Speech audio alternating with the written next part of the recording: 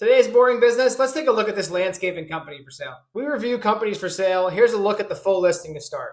What does this company do? Family owned since 1968, this is a full service landscape design and build company. They work on removing and renovating landscapes, including patios.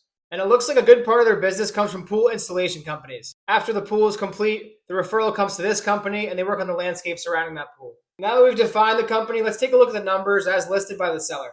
In terms of annual sales, they do $1.75 million a year. And on those sales, the seller claims $1.1 million a year in cash flow. On a monthly basis, that's a little over $90,000 a month. That brings us to the ask price of $3.35 million.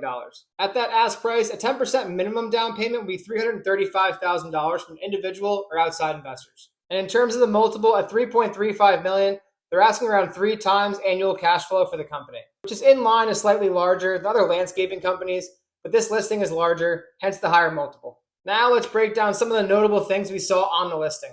It says here they have over 1,300 reviews on Google and 135 star reviews. This should translate into a solid SEO to start in terms of rankings on Google. Also noted here, there's $571,000 of equipment included in the sale. With 100% depreciation coming back in the tax rules, this could be significant for a buyer in year one. And for the team, they mentioned here they have outstanding employees, and also the employees are willing to stay on. It can be extremely helpful to have a team that can transition over day one, so you're not hiring. Hiring is one of the hardest parts about a small business. Now to finish up, here's some questions we'd ask if we were looking at buying it. First one here is the cash margin.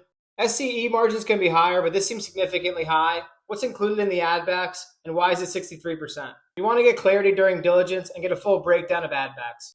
The next one is seasonality. In cold markets like this, there can be a fair amount of seasonality, which can be hard for hiring and hard for cash flow. You want to better understand the seasonality impacts on the business. Separately, they mentioned the opportunity in winter and snow removal. You want to ask 1, what they've done so far, and 2, how they see a growth plan going forward. There's a chance it could lead to additional revenue.